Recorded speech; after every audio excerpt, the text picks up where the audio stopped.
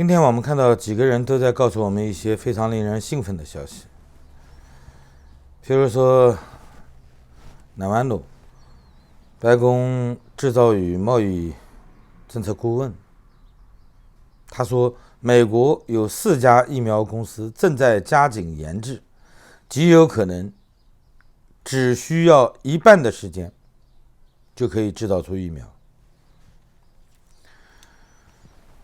那么还有一些在经济上获得成功的人，告诉我们，目前股票市场上的异动是人们对未来的恐慌，甚至有一些比较恶毒的猜测，譬如说人们总希望股票掉下来以后呢，用较低的价格去购买股票以便长期持有，看好美国经济今后的发展，来获取最大的收益。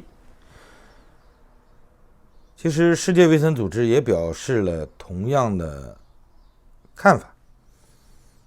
谭德塞博士说，这次疫情一定会发展成大流行病，但是根据他的评估，根据世界卫生组织的评估，目前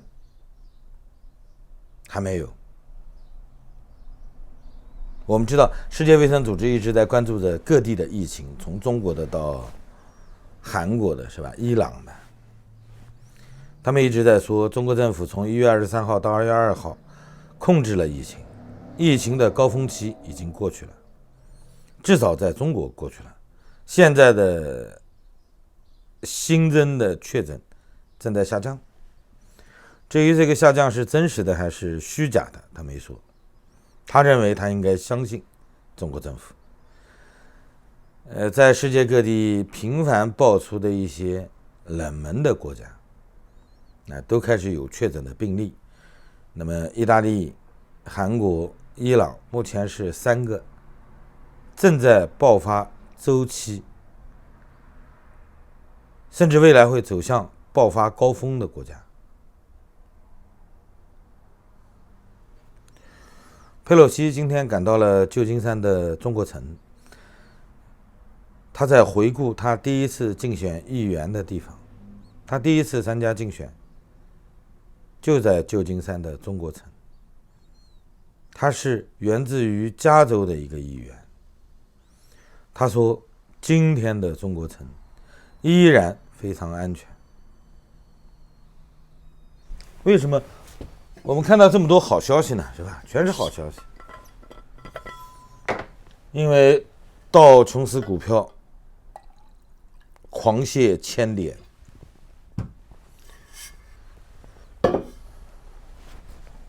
美国公开宣布加紧研制疫苗，并且涉及到研制疫苗的4家公司，以吉利德为首的都在领涨。其中有一家公司的股票代号为 NNVC 的，甚至暴涨了 37%。 这说明在一片狂泻之中还是有亮点的，人们把希望都寄托在疫苗上了。但是我们知道，原先美国人预告的疫苗大概是明年11月份出来，即便时间减半，也要熬到今年年底。那么大家还能熬到年底吗？以目前这次疫情传播的速度，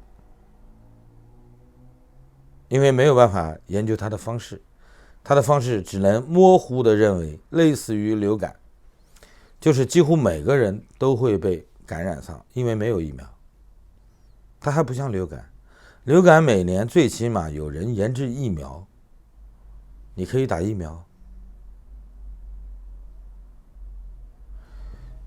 对未知的恐惧往往会占据人们的内心。我们一直在寻找着我们曾经相信的正义，但是很遗憾，只有在电影中我们才可以找到它。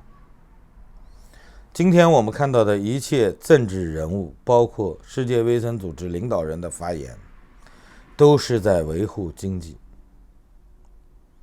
都是在希望能稳定全球经济，至少能够稳定美国经济。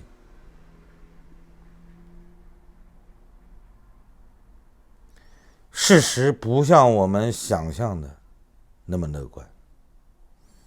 每一个人都在希望能有一个好消息，但是我们只看到白宫准备向国会申请10亿美元来抗击这次疫情。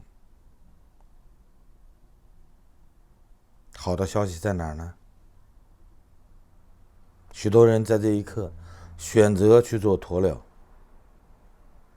我们真的希望有一个完善的治疗方案能够出现在我们的眼前，哪怕仅仅是尽快，给大家一个希望。好了，谢谢大家，再见。